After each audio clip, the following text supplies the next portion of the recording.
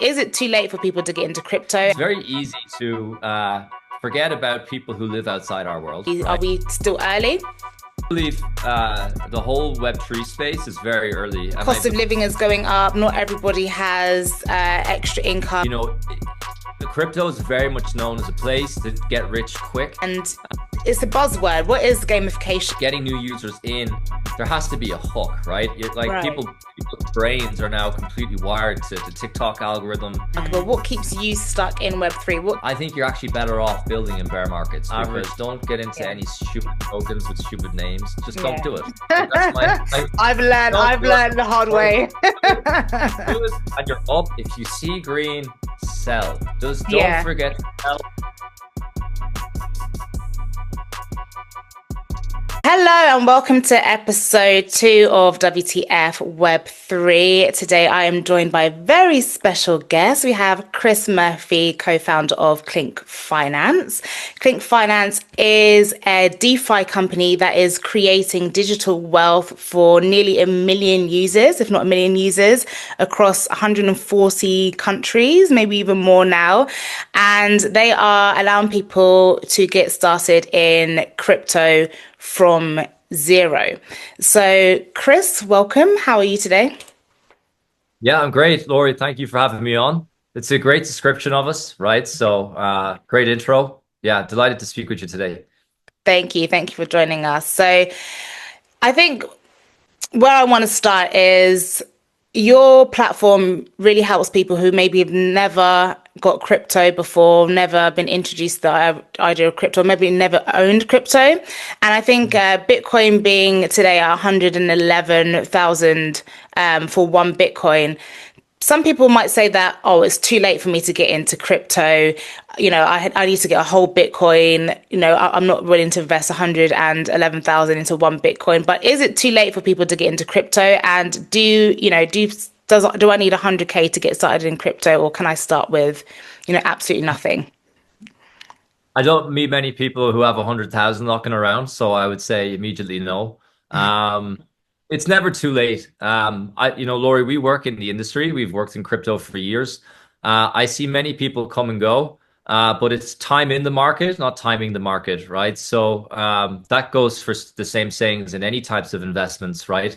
If you can dollar cost average your way in, spend what you can in terms of what your budgets are within your own investment horizons, you'll be wealthier than everyone who tries to time the market, buy a load in one go. That's never the right way to invest. So I think many people look at the fundamentals of investing as opposed to trying to gain market share in a very, very short space of time. I think value investing and looking at things that have value in the Web3 space takes a tremendous amounts of due diligence and interest. There's thousands of projects. Some are very good, some are very bad, some are in the middle. My advice would be, not my advice, but in response to your question, is absolutely no. If you're on a salary of maybe $2,000 to $3,000, I would suggest maybe doing $100 to $200 per month. Try different applications, learn about centralized wallets and decentralized wallets. There's a whole world of technology and understanding there. Or if you want to keep it simple, you can just go to platforms such as Coinbase. I believe many different apps allow you to purchase a certain amount of your salary per month from what's in your account balance, right? So there's very, very simple ways. If anyone wants to research it, what I'm presenting is known as dollar cost averaging. So it's a process of basically taking small equated purchases of a certain asset over long periods of time. So in essence, what you do is you remove all of the fluctuations and volatility and risk of you trying to time the market by having large orders or trying to purchase a Bitcoin in one go, which I personally, I think if you're not an institution, I don't think you should be doing. You should be taking small little bites along the way. Absolutely. So it's not too late for someone to get involved into, buying Bitcoin, even though it's over 100K. And, are we early? Because I still believe we're quite early in the space. There's speculation that Bitcoin might go to 1 million, if not, possibly more. But what's your take? Are we still early? Yeah. Early is always subjective in terms of what your time horizon is. So it kind of reflects on my last point as well. Crypto is very much known as a place to get rich quick. And there's a lot of people online who tell you they have this secret sauce or the secret recipe, and you just have to buy their course, all this kind of stuff. I Right. would really need to not listen to those people. Hmm. Anyone that had like a startled face on YouTube and like a chart going down or up or something in the background, there's a lot of clickbait in the market, right? So Right. away from those people. I believe the whole Web3 space is very early, and I believe that there's technologies and services and providers that have only really started to find product market fit. That's where I see ourselves at the moment. I won't promote ourselves at this point, right? Just general investment advice. Sticking to the main market cap tokens. Bitcoin is a great investment. Institutions in the US are starting to see it as a real form of gold, digital gold. Mm. The founder of Binance CZ and a very well-known influencer, Peter Schiff, are about to debate gold v digital gold, Mm. which is Bitcoin. Mm. And I believe there are secondary utility tokens such as Ethereum and Solana, whereby, from my perspective, there are tremendous amount of companies that still build on top of these blockchains. So that Right. type of usage, that type of use case, you know, there have been dot-com bubbles on the internet. Right. There has been AI bubbles. I personally believe we are in an AI bubble right Yeah. now. There's cracks starting to form already. Hmm. Uh, but if your time horizon is 10 years, I'm not going to put a price target on Bitcoin. I think anyone that speculates that has been wrong, right? Yeah. But, it will go higher over time. There's limited supply. Yeah. So if you have a very long time horizon, if you want to see yourself as an investor, not someone who's gambling, I Mhm. think it's a good bet.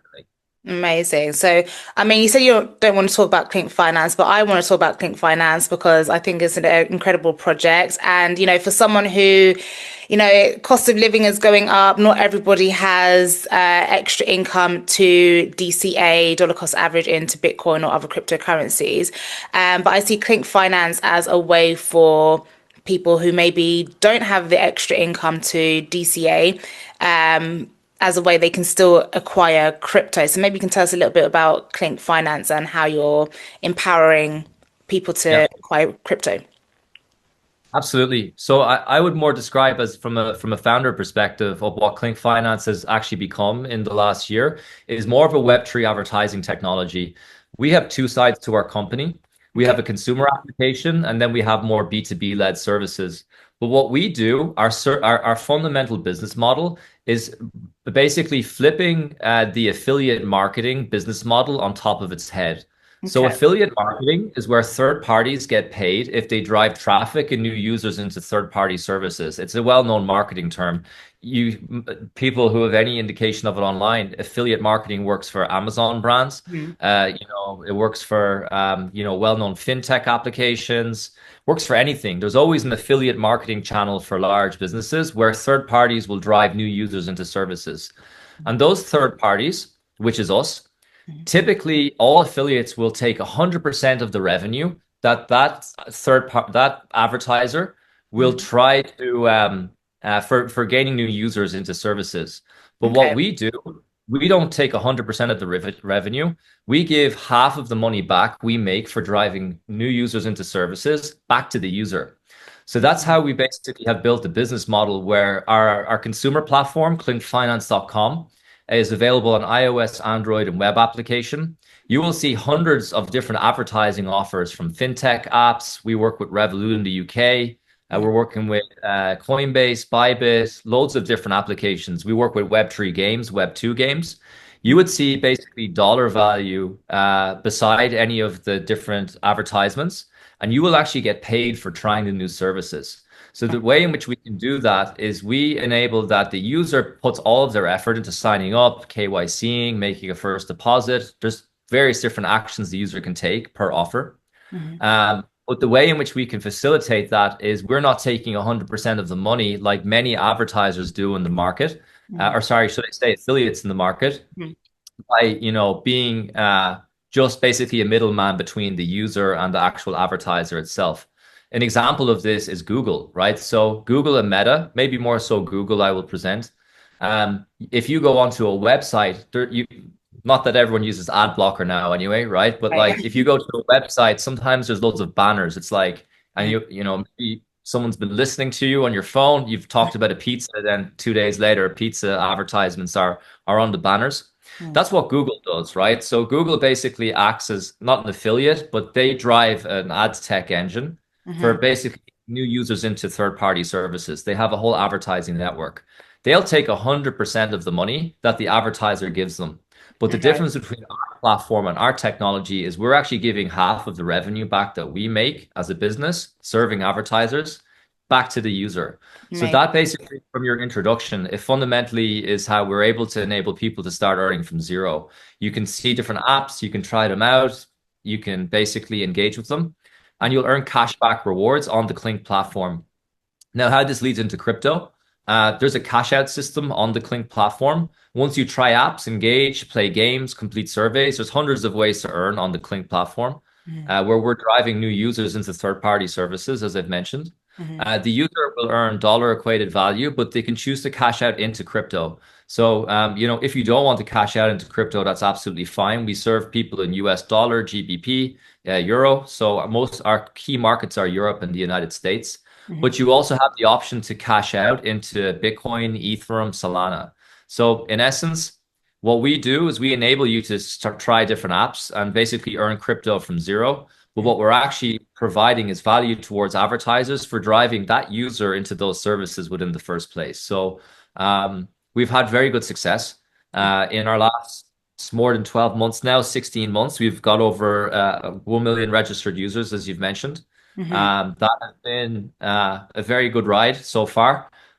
So like a lot of bugs, a lot of issues along the way, but like yeah, we're at a point where we're going to start scaling the business now. So Hmm. it's great to speak to you and be able to present our services as we find and define more reach. Amazing. And, 1 million users and, you're, like you say, you're just getting started. You're just kind of like, getting your feet wet. How do you position yourself? Like, how do you go about getting 1 million users? And is this the start of, mass adoption as well for cryptocurrency? We really built our business in a way that we can serve Web2 users. Now, for anyone who's listening here and like, Web2, Web3, start from blank. Hmm. Web3 users or consumers are people who pretty much know what they're doing, right? So like they Right. might use multiple wallets, self-custodial, they're using more advanced products that are operating or built on top of blockchains. Right. But Web2 adoption is for everybody else. And Right. in the Web3 space, myself and Laurie, we live in a bubble, right? It's still a very small industry. And I Hmm. think people and builders, I'm in many conferences, traveling the world consistently. It's Hmm. very easy to forget about people who live outside our world, right? So Yeah. like people are building on top of building on top of building, and it's like you're every single time you're just like you're shaving off more and more adoption towards actually getting into services in the first place. Mm. Our platform is very easy to use. We're a .com, klinkfinance.com. As I mentioned, we're iOS and Android enabled as well. Mm. You sign up via your email. You basically come onto our application and you'll see hundreds of different offers. So signing up for apps, playing games, as I mentioned, completing surveys. We do mainly focus on fintech and crypto applications. So that will be more what you see at the moment. We are expanding that. But yeah, it's very simple to sign up to those services and you immediately get paid, right? So that business model of basically being in the middle, obviously having Web3 offers where you can learn about them and sign up and engage, whilst also basically being able to go to my mom back in Ireland, right, and say, hey, it's even conceptual for her to be able to set something up, right? Yeah. Now I know not all customers are like that. There's many people who are using apps every day, right? But we make it a very, very simple experience and our advertising as well. So obviously we run various different advertising methodologies and campaigns to get new customers in. Hmm. We make it very simple, right? So it's not scary. There's no real roadblockers. We've done hundreds of different user interviews, Hmm. and yeah, it's very telling how even what you would take for granted as an onboarding journey, if it has any type of Web3, right, you really are starting people from zero Yeah. in terms of their onboarding. So we really like our product management, our engineers, everything we do in terms of our planning is more actually built towards the Web2 customer coming in, which by the way is 99.99% of people in the world, right? So Exactly. again, it's not something that Web3 is really built on top of itself sometimes. I think that's actually a problem within our Yeah. industry. very hard to crack the Web2 space. Hmm. There's reasons for that. It's not just marketing led or product led. It's like, web advertisers in Web2 don't like Web3 products. There's been huge restrictions in that way. Like obviously adoption to crypto at an institutional level is happening a lot now. But in the Right. past year, under different administrations, like people couldn't even get bank accounts as a Mm, crypto business, right? mm, So that's changing now rapidly. But again, we really sit ourselves in the middle, whereby we can be an adoption layer towards everybody else in the world who's looking to just earn maybe 50 to $100 per month online extra, mm. whilst also actually bridging them into the world of Web3 and Web2 as well, Web 2.5. So like not deep, dark, scary applications, just things where you can continue to build your personal wealth. Right. Yeah, because I think that's really key, especially in the world of investing, mass adoption. I always say that there's two sides of crypto. There's the crypto native people who are already using it, maybe have accumulated wealth from mining in the past, and then there's the other market, which is the 99% of people who don't use crypto. And I think a lot of, the retail investors, I think a lot of them got burnt during the 2021, 2022 bubble. And so there's not as much, retail interest at the moment, but there is a lot of institutional Yeah. interest at the moment. A lot of institutions are, digital asset treasuries, like MicroStrategy, etc. They seem to be adopting crypto more. But for the retail investor, I think it's really important for them to get involved in a way that is simple and a way that they can understand. So I see that with Klink Finance, there's a gamification aspect to what you do. How important is gamification in, you know, the industry in terms of mass adoption? And it's a buzzword. What is gamification? Where is it? Where are we going with it? Yeah. I think there's loads of executives in like an old dusty boardroom of big companies that like to throw the word gamification around, right? So Right. like nothing gets done. Um, yeah, so like if I won't get into our whole history, but what I've presented as our business, right, being a Web3 advertising technology, we started out actually as a crypto retail app ourselves 2 years ago. So we actually learned the problems on both sides of user adoption and also learning that it's very hard to actually get new customers in without huge customer acquisition costs. So what Mm, we actually built was away from being a gamified crypto app. So we've actually, I'll be very transparent, we've become less gamified actually in our past 2 years of development. But nonetheless, it's very important. I think gamification is a buzzword, to be honest, right? To me, it's enabling an energetic experience to get people across the user onboarding journeys. So mm. it works at the top of the funnel. So like again, keeping it simple, getting new users in, there has to be a hook, right? You're like Right. people's brains are now completely wired to the TikTok algorithm, Mm, quick content, quick information, as is mine, right? mhm, So like that's how we're all engineered now. It's very hard to keep people's attention mm. as you're bringing them through certain processes. The for people who aren't builders or founders or, in the space, getting a person to stick around past the KYC process is crucifying. It's very, very Yeah. difficult. And I think most people can relate to the KYC experience Yeah. because everyone does one, right? But and you would see like, how the KYC providers, they're always third-party API integrations. They're not usually the businesses don't have their own like products that test you or take your picture. They're always third parties that do it. Right. Their whole like the salespeople there and their products is always built around the quickest, best experience, right? Hmm. So we do have some gamification around the onboarding. We make it a little bit more simple. We make it Okay. a bit fun. We want to basically give people a little bit of their first taste of earning something. So Hmm. this is something that we're consistently tweaking. Hmm. That's the first side of our gamification, I would say. The latter of gamification is actually to make people stick around. Hmm. And that on a direct-to-consumer business, I meet many direct-to-consumer founders and direct-to-consumer applications. That is probably it's hard to get customers in. It's very Yeah. hard to get customers to stay as well, actually. Mm. So you have a few choices. The latter choice is that you just spam them, right? So it's like, okay, you get a notification every second day, you're getting emails. And what you're actually doing there is just frustrating the customer, right? It's like, Mhm. people are downloading, 2 to 3 applications. If you're an active user of your phone, usually 2 to 3 per week, right? It's usually a little bit less if you're on the average side. Nonetheless, people are spending 3 to 4 hours a day on their phone, right? If Mm. you're in the 25 to 35 bracket, um, if you're getting pinged by someone that you've just signed up for, maybe you've experienced this yourself, right? I have. It's just annoying, right? You're You right, like, right. it's It's like I bit won't get too into it. much. It's almost like chatting someone up in a bar, right? It's like if you come Right. up hard, right? It's like, all right, I like just met leave me you. chill, right? So like Mhm. that doesn't work for businesses. So what you're actually trying to build at the ladder of the user acquisition journey, when you have them signed up, maybe they have done a conversion-based action. You've converted the customer, right? They're in on your services. Now, what it depends on the type of application, but what is it that you actually want them to do now? Do you want them to come back to the app? Do you want them to purchase again? Do you Right. want do you want them to share with their friends, right? Is that what your interests are, or what benefits the business itself to keep growing?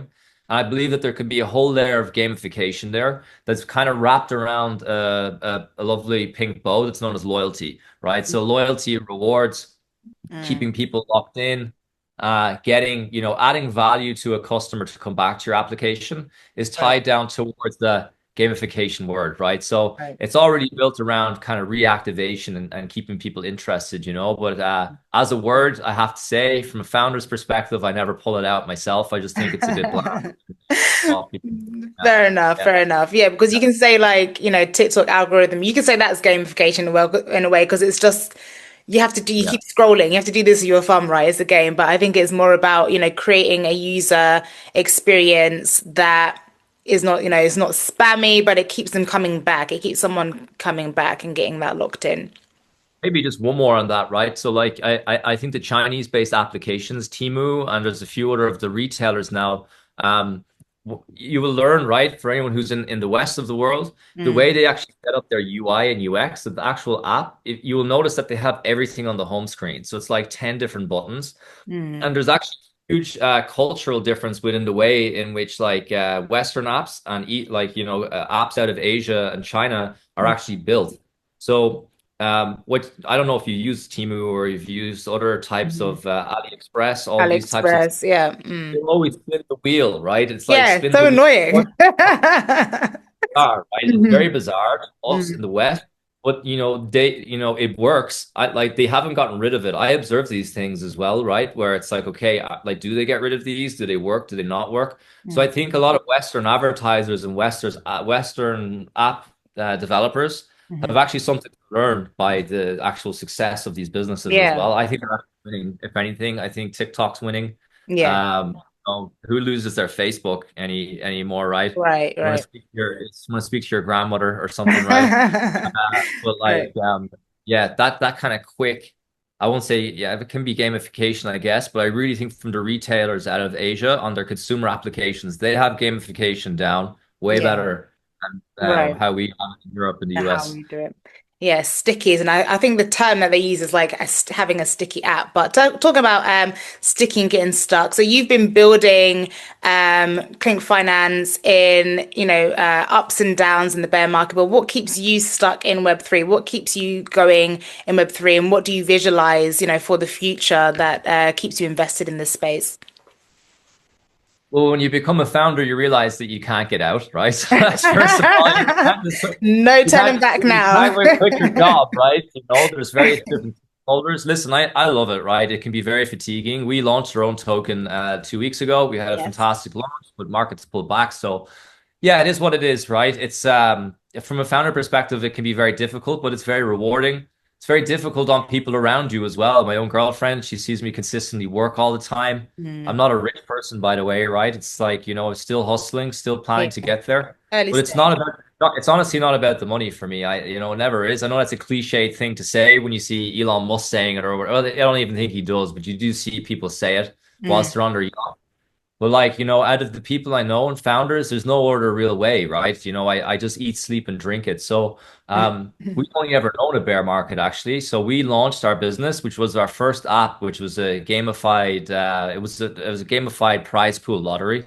I'm a first-time founder. I didn't know re I had worked in roles before, but really taking my first shot at it was that app. Um, and yeah, I think, in hindsight, it's like, would you have preferred to have started then or have started now? Mm. Uh, I guess you learn more when things are tough, to be honest, right? But Yeah, like, yeah, I wouldn't build the mind things muscle. a little bit better, right? It doesn't hurt. But yeah, listen, I think you're actually better off building in bear markets because, Mm. if people will use your services, or if you think people will use your services and you're testing, um, I think you'll actually see the real adoption come when markets come back. Yeah. Um, I have my skepticisms if retail come back in the way in which 2021 was. Um, Mm. That was a bit of a everyone's hyper cycle. It was a bit of a different times, a pandemic, people were furloughed, getting furlough checks, and it was a different time, I think. Everyone was at home, had time to learn and Well, whose side are you on in that, right? So I think the crypto community want it because it drives their value up, right? And they mm. can get, but like from the retail side, which I and Klink Finance is more so on, right? We want to serve customers. My advice would be to not rush into anything. Dollar cost average. Don't get into Yeah. any stupid tokens with stupid names. Just don't Yeah. do it. Right? That's my don't I've do it. learned the hard Do way. it. And you're up. If you see green, sell. Just don't Yeah. forget to sell. You heard it first from me. I've lost tremendous amounts of money. I'll tell you that for free. It's my free Mhm. advice. I don't need a course online to tell you this stuff, right? So, uh, it's my free advice. There is utility in businesses. Just learn, right? There's plenty of information online. You can come to our platform. You'll see different apps. We give information about them. They're not going to burn you. They're very well tested, proven advertisers. As I said, we work with hundreds of advertisers. Yeah. We work with Coinbase. We work with various different well-known Yeah, I think brands. that's what was really impressive about Klink Finance is your partnerships actually, and just how valuable are those partnerships for your business, just as Yeah, we come to the end. yeah. So I believe when I introed myself, I went on a bit of a long, long tangent of what affiliate marketing is. But to kind of reiterate that point, we're just tapping into existing programs that are already in the market. So Right, Coinbase, if you go to the bottom of their website, they'll say affiliates. And affiliates can be a Joe Soap who's sitting in a cafe who's just driving new users to Coinbase. But he gets his bag. He gets a couple $1,000s for bringing in XYZ amount of users for Coinbase. Coinbase pays him. But right. what we do is we basically give half of what we're earning back to the customer, right? So the person who actually makes the effort to actually sign up to Coinbase. So Mm-hmm. we've really flipped that affiliate marketing model on its head. Mm-hmm. And yeah, we hope that our partners are happy, our advertisers. We've had seen no churn because as I said, I don't have to go in and kick the door down of Coinbase and say you need to work with us, right? What we're Right, actually doing is just being more of a commercial partner towards what their right. needs are, which is basically driving consistent new customers into their services. Right. I think Yeah. partnerships is really important. I think that's you're creating it's your own ecosystem, which is sustainable as, everyone grows in the space, you have that ecosystem, we all grow together, right? Which I think is really important. But listen, Chris, it's been amazing having you on. You're obviously very passionate about the space, cryptocurrency, and we could talk all day about everything that's going on. But just as we're coming to an end, how can people learn more about Klink Finance? How can people find you? And if there's any other insights or anything that you want to share with us today, that would be amazing too. Absolutely. So as I mentioned, klinkfinance.com, Klink. So Klink is named after onomatopoeia. So that's when a noise sounds like its meaning. Klink is the sound of a token when it drops on. I like that. Yeah. Klink, yeah. It just shows you how long we've been here, right? Yeah, klinkfinance.com. You can also follow us on X. That's where we're most active. We're presenting more day to day. We are going to be setting up Klink. I won't call it an academy, but our YouTube channel as well.